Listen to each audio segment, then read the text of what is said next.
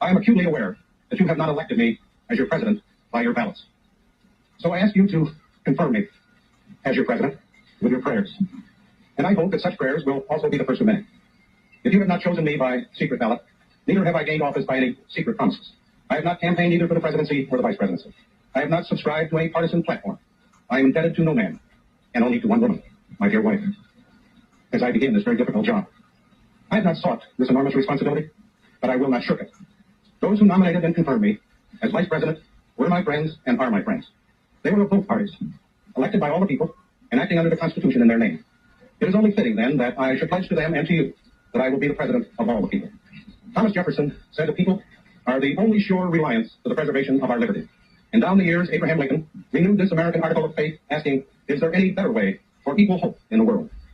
I intend on next Monday night to request of the Speaker of the House of Representatives and the President pro tempore of the Senate the privilege of appearing before the Congress to share with my former colleagues and with you, the American people, my views on the priority business of the nation, and to solicit your views and their views.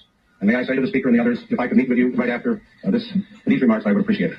Even though this is late in an election year, there is no way we can go forward except together, and no way anybody can win except by serving the people's urgent needs. We cannot stand still or slip backwards. We must go forward now, together. To the peoples and the governments of all friendly nations, and I hope that could encompass the whole world, I pledge an uninterrupted and sincere search for peace. America will remain strong and united, but its strength will remain dedicated to the safety and sanity of the entire family of man, as well as to our own precious freedom.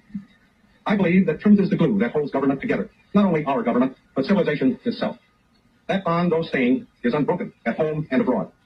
In all my public and private acts as your president, I expect to follow my instincts of openness and candor with full confidence that honesty is always the best policy in the end.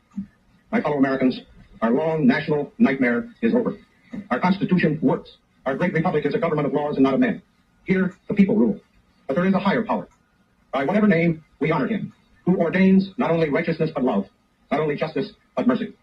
As we bind up the internal wounds of Watergate, more painful and more poisonous than those of foreign wars, let us restore the golden rule to our political process, and let brotherly love purge our hearts of suspicion and of hate.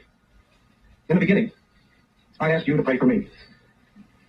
Before closing, I ask again your prayers for Richard Nixon and for his family. May our former president, who brought peace to millions, find it for himself. May God bless and comfort his wonderful wife and daughters, whose love and loyalty will forever be a shining legacy to all who bear the lonely burdens of the White House. I can only guess at those burdens, although I have witnessed at close hand the tragedies that befell 3 presidents and the lesser trials of others.